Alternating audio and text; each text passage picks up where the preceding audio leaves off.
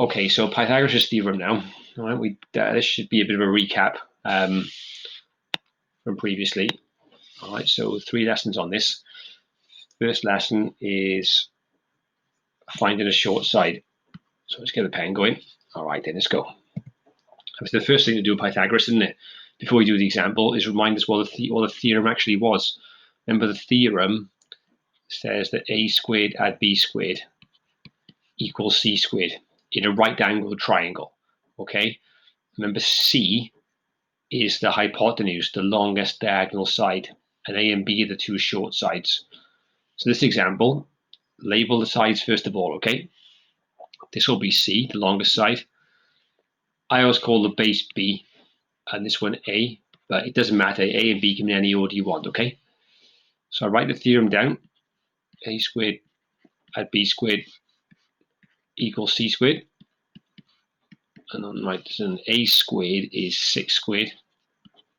That's 36. B squared is 8 squared, which is 64. Remember, a squared plus b squared equals c squared. So c squared is 100. And now you probably should know, shouldn't you, that something squared is 100. Well, 10 squared is 100. But if you didn't have your calculator, if you didn't know that off by heart, then you could use a calculator, couldn't you? You could just take the square root of 100, but you would get 10 centimeters back. I remember, this wasn't called c, sorry. It was called x. So in this case, x is 10 centimeters. Easy. Example 2, we're going to find side f.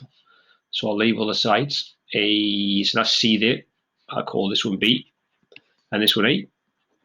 And then write the theorem down again, like I always do. A squared add B squared equals C squared. A squared is 12 squared, 144. B squared is 5 squared, which is 25. And C squared is A squared add B squared, which is 169. Again, perhaps you know that 13 squared is 169, but if you didn't, no shame. On the calculator, take the square root, and you get C equals 13 centimeters. So this was called F, actually, so F is 13 centimeters. Example 3. Again, same sort of thing, right? It's a right angle triangle, so I call that one C, this one B, this one A. Write the theorem down like this. A squared is 15 squared, which is 225. B squared is 80 squared, which is 6,400. Add those together, you get C squared is 6,625. And this time round, okay, you'd have to use the calculator because 6,625 is not a square number. So put this in the calculator, root of 6,625, you get 78. Oh, so let me just double check. Sorry, 6,625, and it root 6,625, you get 81.39.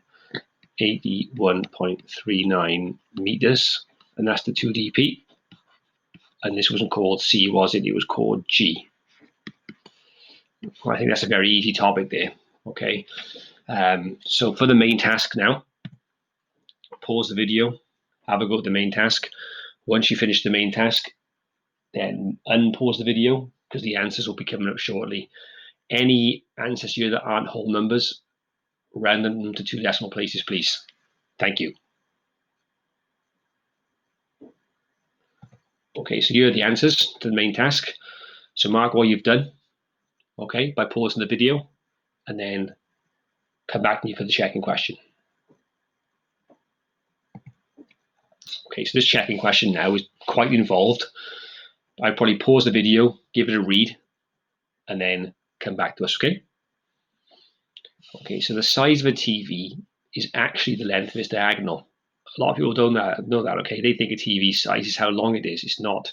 A TV size is actually the length from corner to corner. That's the size. And I told Mr. Meadows' TV, the length and the width are in the ratio of 16 to 9. That is the widescreen ratio there, okay?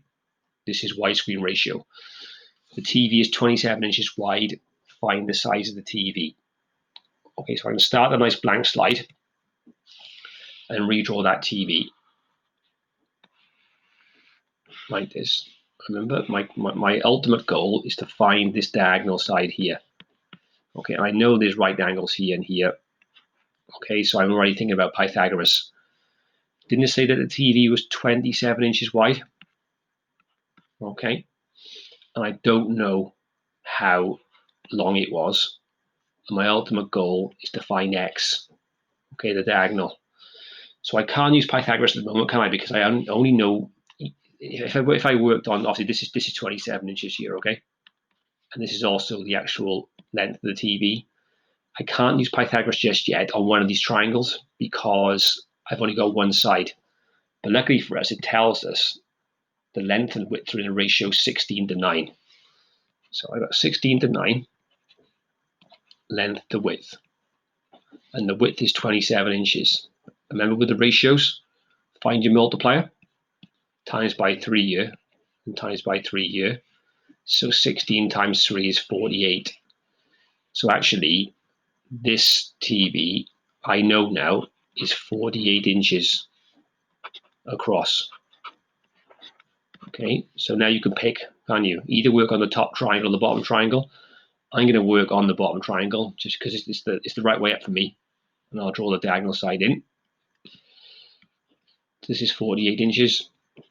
This is 27 inches. And I need to work out this. So I'll label the sides C, B, A. And hopefully by now we can do this now. Sleep.